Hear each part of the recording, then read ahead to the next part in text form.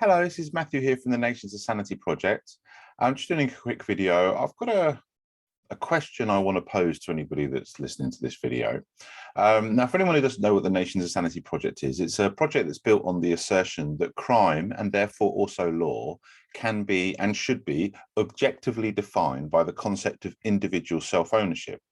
Now, what that means is we don't need governments or any kind of ruling authority, kings, queens, or any other kind of nonsense like that to define crime. We don't need a ruling authority to tell us, make laws that tell us what should and shouldn't be illegal, because the concept of individual self-ownership tells us this. So we don't need a ruling authority. We can just logically deduce what is and isn't a crime by the concept of individual self-ownership. Because if we accept the concept of individual self-ownership, if we accept that every individual has right and responsibility over only their own self, then what we have the right to do becomes self-evident from that concept. And what we don't have the right to do also becomes self-evident from that concept. So that gives us crime. That tells us what is and isn't a crime. It becomes self-evident and undeniable based on that concept that rape, theft, murder, assault, and slavery are all crimes. We don't need to have some big discussion about it because it's obvious, it's self-evident if we presuppose the concept of self-ownership. If we already accept that everyone has right over themselves, then that is telling us that we're not allowed to enslave others, we're not allowed to murder them, rape them, rob them, assault them. It tells us that as an objective fact, that we're not allowed to do that if we accept the concept of individual self-ownership. Now, of course, if people reject the concept of individual self-ownership, then they reject any foundation for morality at all, which means there's no foundation for them to make any complaint about their rights being violated because they've already rejected the concept of rights. So what this basically means is that our assertion that crime can and should be objectively defined by the concept of individual self-ownership is undeniable. It's as true as it is as objectively true as saying 2 + 2 = 4.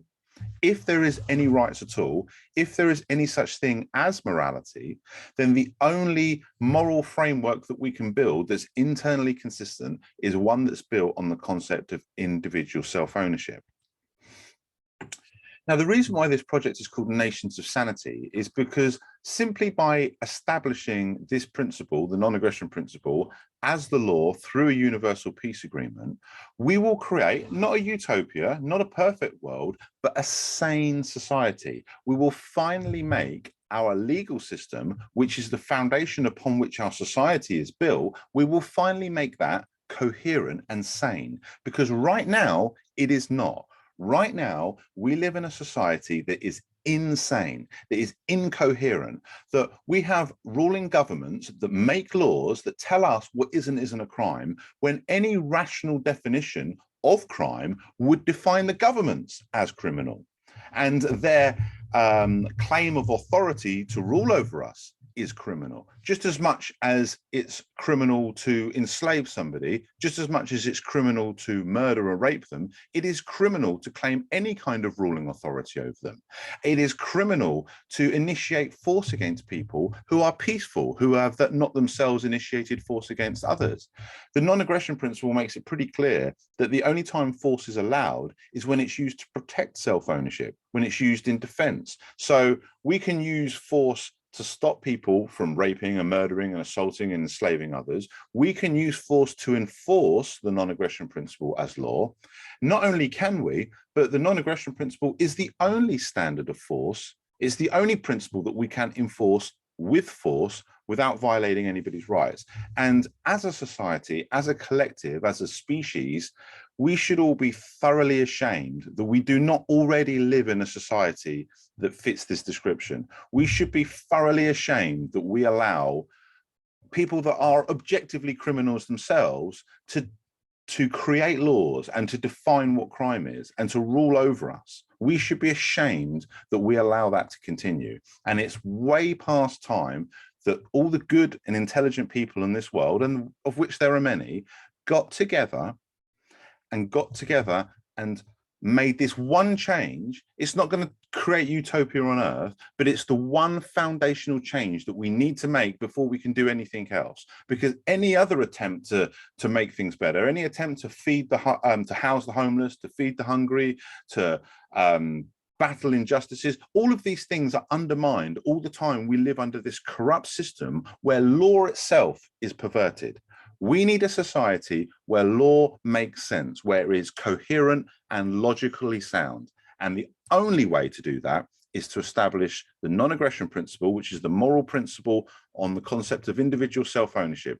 Once we establish that as the universal terms of peace through a peace agreement, so it is the universal law, then we have a sane society to which we can build on, a foundation to which we can build a society that actually works in the ways that we want it to. But all the time we allow criminals to tell us what is and isn't a crime and make laws and rule over us like we're their slaves. All the time we continue to allow that as the status quo, we are fucked. Collectively speaking, we are fucked. And every attempt that we make to try and correct some kind of wrong in the world will be completely compromised. And that's why we don't fix any of these problems, because all attempts that we do make to fix these problems are undermined by the criminals who rule over us. I think I've said enough in this video, and I think I've made my point clear. It's a little bit more passionate than I usually try. I try to speak with dispassion, but I have to confess that I've lost patience on this subject. I've lost patience with the people around me. I've lost patience with my fellow human beings. The Nations of Sanity project is a tiny project that is pretty much unknown by most people and ignored by the few people that are aware of it. And that may be a failure from me with regards to my ability to communicate these ideas. In fact, it probably is down to that, which is why other people need to help me out with this message. Either scrutinize what I'm saying if you think I'm wrong, or support what I'm saying if you think I'm right.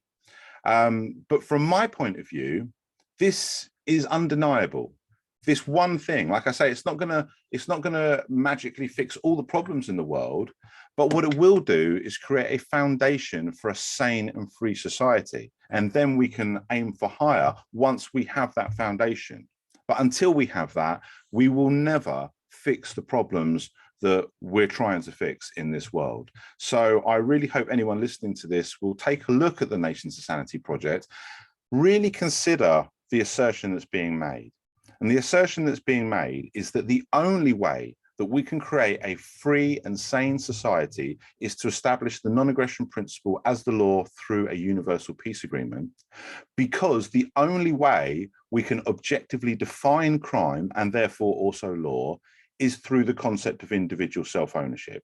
If we allow ruling authorities to make law, then we're just continuing to live under the same insanity that we lived under when we allowed slavery to be rampant, or when we allowed any other criminal behavior to be accepted as some kind of legitimate thing. So we need to get that right. We need to be united. People in this world can continue to be divided on all other things. We don't have to get along and agree on everything, but we do need to agree on what is and is not a crime. We do need to agree on what we have the right to do as individuals and what we don't have the right to do. We can still argue about what's the best thing to do and what's a good idea. It may not be a good idea to take some dangerous drug, but it is your right. It may be a good idea to help somebody else, and that is your right, but it is not your obligation. Your only obligation is not to violate others. Anyway, I won't speak anymore. I hope I've made my points clear. And to anybody that is listening to this, thank you for your support.